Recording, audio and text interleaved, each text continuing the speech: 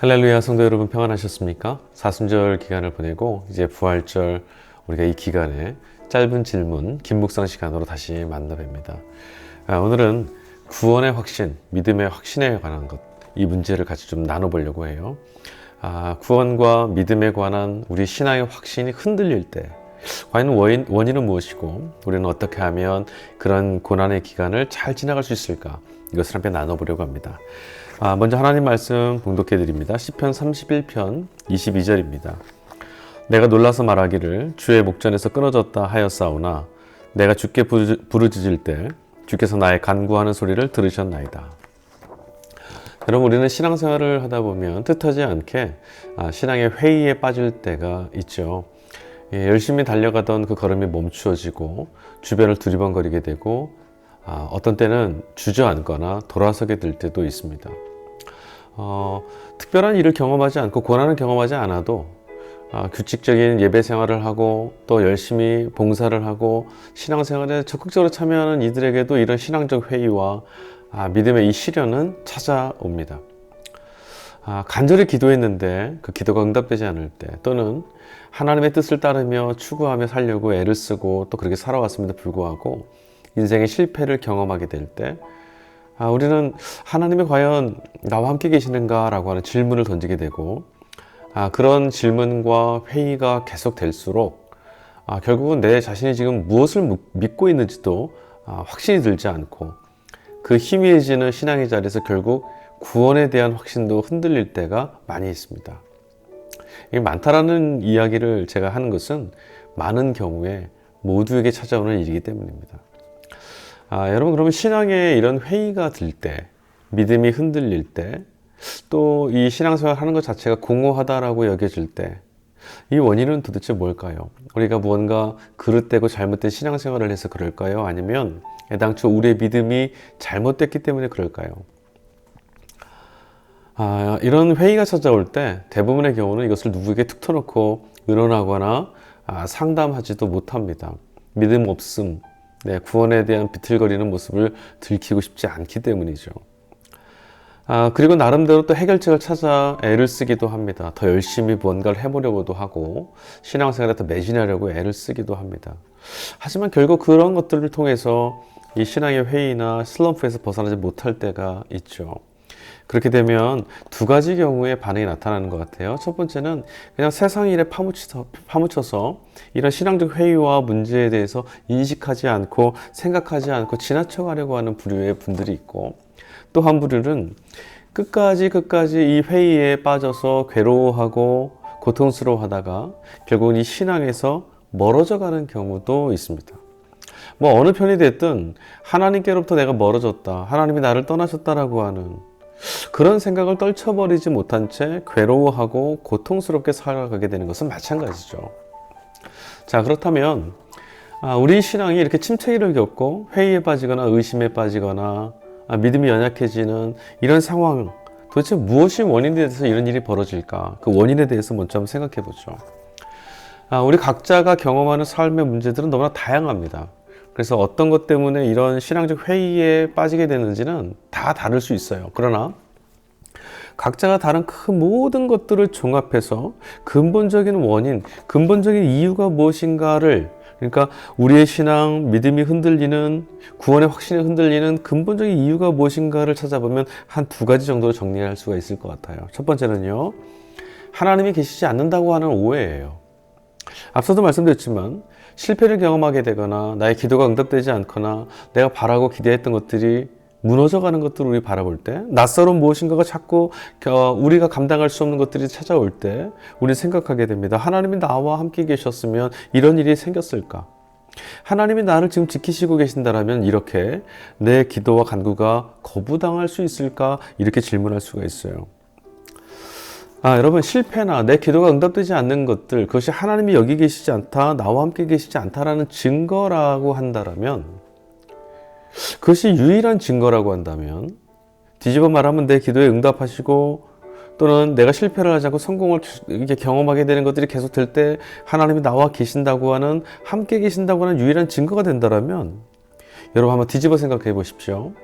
내 뜻대로 다 된다라는 것은 오히려 하나님이 함께 계시지 않는다라고 하는 반증이 되지 않을까요?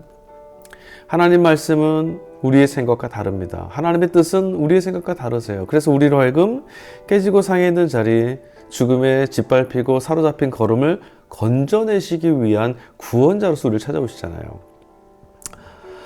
그러니까 이것은 우리의 오해죠. 이런 경우에만 하나님이 계시다? 이것이 없으니 하나님이 나와 함께 계시지 않는다? 아니요, 그렇지 않습니다. 두 번째, 또 한 가지 근원적인 문제는 바로 우리 자신의 한계 때문에 그렇습니다. 여러분, 하나님께서는 우리에게 무한하고 풍성한 은혜를 베풀고 계세요. 문제는 우리가 주시는 은혜를 다 누리지도 못할 뿐만 아니라 이것이 은혜인지도 모르고 지날 때도 많다라는 거예요. 우리가 불완전하여서 다 누릴 수 없을 만큼, 하나님의 은혜를 손에 붙잡고 누릴 수 없을 만큼 연약하고요. 하나님의 은혜 아닌 땅의 것들의 마음을 빼앗기기도 쉽기 때문에 그렇습니다. 여러분, 우리가 이 땅에 사는 한 누구라도 또 언제라도 의심이나 이 믿음에 대한 어떤 의심이나 회의에 빠질 수가 있습니다.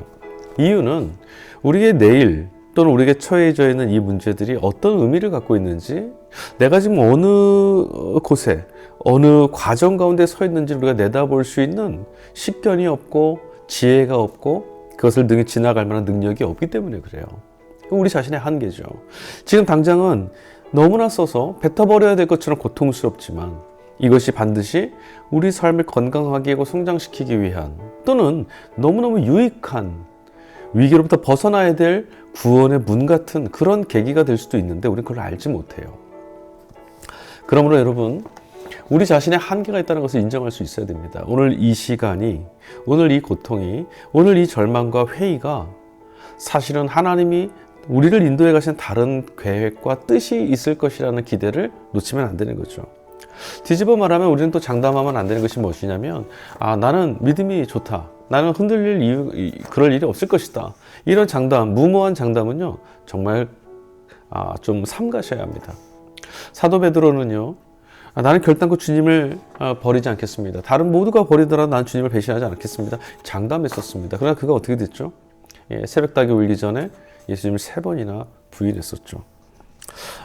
베드로뿐만이 아닙니다. 신앙의 많은 위인들, 동서고금을 막론한 물어난 신앙의 위인들은요, 하나같이 이 믿음과 신앙의 굴곡, 또 믿음의 혼란기, 침체기 다 지나갔습니다. 그 과정을 거치고 나서 우리에게 믿음의 한 걸음 앞서 걸어간 본보기가 되어졌던 것들이죠. 자, 그렇다면 이런 신앙적 회의와 믿음에 흔들리는 이런 그 침체기가 다가왔을 때 우리가 어떻게 하면 좋을까? 자, 첫 번째는요, 하나님의 말씀에 기대는 것밖에 답이 없습니다. 하나님 말씀 성경, 여러분, 성경은 첫 장부터 마지막 장까지 우리에게 하나님이 이루실 소망, 하나님의 약속에 관한 말씀 전하는데요, 어떤 방식으로 우리에게 전하느냐면 기억하라라고 하는 명령으로 이 약속을 붙들게 합니다. 성경 말씀은 늘 이스라엘의 역사 가운데, 또는 신앙의 선배들의 그 삶 가운데, 사도들의 전승 가운데 함께 하셨던, 하나님께서 이루셨던, 예수 그리스도가 함께 하셨던 그 사건 자체를 우리에게 소개해주고 그 일들을 기억해내서 어제의 역사 속에 함께 계시던 하나님을 오늘 내 삶에 적용하고, 하나님이 이런 상황 속에서도 그 이전에 정말 죽음의 그 위기 속에 있었던 그들을 구원해내신 하나님이시라면 지금 이곳에서도 하나님을 바라봤던 하나님 백성들을 구원하시는 분이시라면 오늘 이곳에서 주를 향해 손을 들고 하나님 앞에 간절한 마음으로 나가는 나의 삶도 하나님이 붙들고 계실 것이라는 믿음으로 확장시켜가는 거죠. 그러므로 성경 말씀을 통해서 하나님이 어떤 분이신지를 기억해내고 하나님의 구원의 역사와 하나님의 능력을 기억하여서 그 기억에 기대어 우리의 믿음을 끌고 가는 겁니다. 예. 여러분, 하나님은 한 번도 우리를 떠나신 적이 없어요. 성경의 역사가 시대와 상황과 조건과 사람을 달리한 많은 그 등장인물 속에서 나타나는 말씀의 그 취지가 무엇이냐면, 하나님은 어떠한 상황에서도 어떠한 곳에서도 인간을 떠나지 않으셨다라는 것을 증거하는 거거든요. 하나님 우리를 떠나시지 않았었고요, 한 번도 떠나시지 않았을 뿐만 아니라 앞으로도 떠나지 않으세요. 예수님이 이런 약속을 하셨어요. 볼지어다 세상 끝날 때까지 내가 너희와 함께 하리라. 여러분, 하나님은 우리가 무엇을 잘해서 우리와 같이 계시는 것이 아니죠. 그럼 뒤집어 말씀드리자면, 우리가 무엇인가를 잘 못해서 믿음이 연약해졌거나 흔들리기 때문에 우리를 떠나시는 분이 아니라는 겁니다. 오히려 그러함으로, 오히려 연약함으로 주님은 우리 곁에 찾아와 계시는 거예요. 주님은 죄인을 구원하러 찾아오시고 연약한 이들을 돌보기 위해서 찾아오시는 분입니다. 하나님은 우리를 떠나지 않습니다. 두 번째, 신앙적 회의나 의심이 우리 안에서 자꾸 솟아오를 때 그것에 너무 집중해서 심각하게 여기지 않는 것도 필요합니다. 우리는 뭔가 내 마음속에 균열이 생기고 회의가 일어날 때마다 내 믿음이 뭔가 시험에 빠졌다, 큰일 났다, 곧 어려워지는 상황 속에 매몰되기가 쉽습니다. 시련 앞에서 여러분 우리가 그 의미를 그 사건 자체와 시련 자체의 가치와 의미, 어떻게 우리가 지나가고 언제 지나갈 전혀 헤아릴 수 없는 것처럼 하나님의 뜻이나 계획과 섭리도 우리는 다 알지 못하죠. 어떻게 하나님이 도우실지, 어떻게 하나님께서 이 걸음을 인도해 가실지 우리는 전혀 알지 못합니다. 그러나 믿음이나 신앙이라는 것은 본래부터 이 의심이나 회의라는 것을 포함하는 단어라는 것을 우리 알아야 돼요. 여러분, 애당초 그냥 믿는 것은 없어요. 그냥 무턱대고 받아들이고 믿는 것, 그런 것은 있을 수 없습니다. 그건 맹목입니다. 그것은 신앙이 아니에요. 성경이 말하는 신앙은 이것이 정말 옳은 것인가? 이것이 정말 가치 있는 것인가? 귀한 것인지를 따져 묻고 선택하는 겁니다. 여러분, 우리가 주님을 믿는다는 것은 이 세상의 다른 어떤 스스로를 구원이라고 말하는 수많은 것들보다 그리스도를 만난 이후에 구원이 무엇인지를 알게 됐기 때문에, 이것들은 거짓이다라는 것을 알게 됐기 때문에, 주님만이 진정한 우리의 구원자시라는 것을 알게 됐기 때문에 믿는 것 아니겠어요? 그렇게 믿기로 작정하시는 거죠. 그러기 위해서 의심과 회의를 끊임없이 해야 되는 거예요. 과연 이것보다 귀하냐? 과연 이것보다 소중한가? 과연 이것들이 아닌 이것이 나의 구원이 될 수 있는가 질문해 볼 수 있는 거예요. 이런 회의와 의심과 이런 질문이 계속 돼야만 정말 이것이 구원이냐, 이것이 정말 나의 가치 있는 것이냐를 평가하고 정의할 수 있게 되는 거죠. 그러나 여러분, 회의가 일어날 때 질문하셔야 되는 거예요. 이것을 없이 여기는 것이 아니라 정말 그러한가? 정말 예수님은 나의 구원이 되실 수 있는가? 정말 하나님은 이 시간에도 나와 함께 하시는가? 질문하실 수 있고, 그런 회의의 과정을 통해서 내 안에 주님을 향한 믿음이 더 굳건해진다는 것을, 그 길로 초대하신다는 것을 우리가 알아야 되는 거죠. 여러분, 우리 안에는 하나님께서 우리에게 심어놓으신 믿음의 씨앗이 있습니다. 우리가 애당초 하나님을 알게 됐고, 애당초 주님을 믿게 됐고, 복음을 우리가 붙잡은 게 아니라 우리를 찾아오셔서 우리에게 복음의 말씀을 전하시고 믿음의 씨앗을 뿌려주셔서 시작된 이 믿음의 길 아니었습니까? 하나님 우리에게 믿음의 씨앗을 뿌리셨다는 것은 반드시 거두게 하시고 자라나게 결실하게 하셔서 풍성한 구원에 이르게 하시기 위함이었다는 거예요. 주님은 이 길을 포기하지 않죠. 바울 사도는 로마서 8장 36절과 37절에서 이렇게 고백합니다. 내가 확신하노니 사망이나 생명이나 천사들이나 권세자들이나 현재일이나 장래일이나 능력이나 높음이나 기품이나 다른 어떤 피조물이라도 우리를 우리 주 그리스도 예수 안에 있는 하나님의 사랑에서 끊을 수 없으리라. 아멘. 자, 세 번째, 여러분, 혹독한 광야를 지날 때, 앞서 두 번째 지금 방금 전에 말씀드리고 연결되는 것인데요. 그럴 때마다 오히려 이 시기야말로 내가 주님께 더욱 가까이 나가도록 인도하시는 훈련의 기간, 주님의 초대의 시간이구나 라고 생각하시면 돼요. 큰일 났다, 힘들게 됐다, 자칫 잘못하면 어떻게 되는가가 아니라 주님이 나와 함께 계시는데, 영원히 함께 계시는 그분이 나를 성장의 길로 이끌어 가셔서 함께 나를 그곳에 초대하고 계신다, 그렇게 믿으시면 되는 거죠. 성장은 반드시 아픔을 통해서, 시련을 통해서만 이루어지는 법입니다. 성장통 없는 성장이라는 있을 수 없어요. 여러분, 꽃나무를 한번 보세요. 겨울에 이 꽃나무들이 자라려면요, 겨울에 그 매서운 추위에 움츠려들어야 돼요. 잔뜩 움츠려들었던 곳이 이 몽우리가 져서 나이테가 되기도 하고, 그것들이 봄에 등걸이 갈라져서 그곳에서 꽃이 나기도 하잖아요. 자, 그러므로 여러분, 혼란이 찾아올 때, 믿음이 흔들리고 회의가 일어날 때, 그럴수록 여러분, 그럼 우리는 더욱더 규칙적인 신앙생활로 우리 자신을 메어야 합니다. 그냥 나를 방관하여 두고 어떻게 되겠지 혹은 체념하거나 다른 세상 일에 바쁘게 매몰되면 안 되고요. 두려워하고 염려하지 말고 오히려 더 내게 주어진 시간, 내게 주어진 부르심에 더 천착하여서 성실하고 신실하게 그 자리에 묶여 있는 것이 필요해요. 우리 스스로는 우리를 구원할 수 없어요. 우리는 은혜에 매달려 있어야 돼요. 자, 원심력이 우리를 자꾸 끌고 나가죠. 이게 돌다 보면요, 그 힘에 의해서 밖으로 튕겨나가게 됩니다. 우리 중심에 있던 우리가 자꾸 회의와 의심에 의해서 튕겨나가는 걸 놔두다 보면요, 어느새 줄이 끊어지는 것처럼 마지막 그 한계점을 이기지 못하면 튕겨나가는 거예요. 그래서 오히려 구심력을 붙잡을 수 있는 것에 우리가 기대어야 되죠. 그 구심력이 무엇입니까? 바로 약속의 말씀인 우리의 신앙을 기억나게 하는, 하나님이 지금 우리와 함께 계신다는 모든 하나님에 관한 것들을 기억하게 하는 말씀이죠. 자, 그리고 또 한 가지, 하나님 말씀에 우리가 매여 있는 것도 너무너무 중요한데요, 목회자나 신실한 조언자의 상담과 조력을 받는 것도 중요합니다. 그것뿐만 아니에요. 동역하는 이들이 있을 때 함께 나눔을 갖는 것도 필요해요.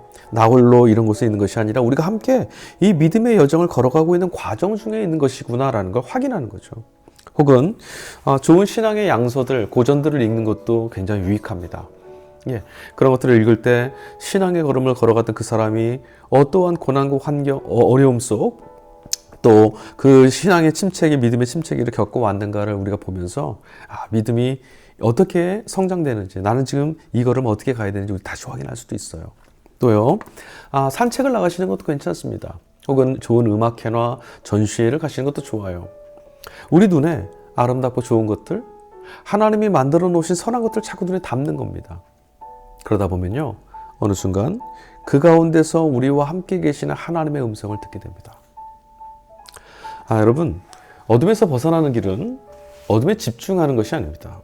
그것을 어찌 행할까, 어떻게 풀어낼까, 우리는 그것을 이겨낼 힘이 없어요. 예, 빛은 어둠과 싸우지 않습니다. 우리는 언제나 빛을 향해서 고개를 돌리는 것밖에는 할 수가 없어요.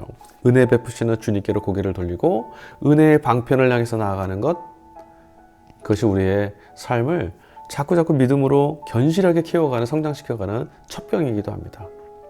은혜를 사모해서 주님, 내가 이렇게 무너지게 됐사오니 나를 도우소서, 주님께 손을 내밀고 주 앞에 달려갈수록 우리를 도우시는 주님의 손은 더 강력하게, 더 실감나게 우리와 함께 계시는 하나님의 음성과 주의 그 손길이 경험되도록, 그래서 변치 않는 믿음으로 나갈 수 있도록 우리를 도우실 줄로 믿습니다. 신앙의 한 걸음을 걷고 계신 성도 여러분, 여러분의 걸음에 우리 주 예수 그리스도의 평강이 함께하기를 주의 이름으로 간절히 축원합니다. 감사합니다.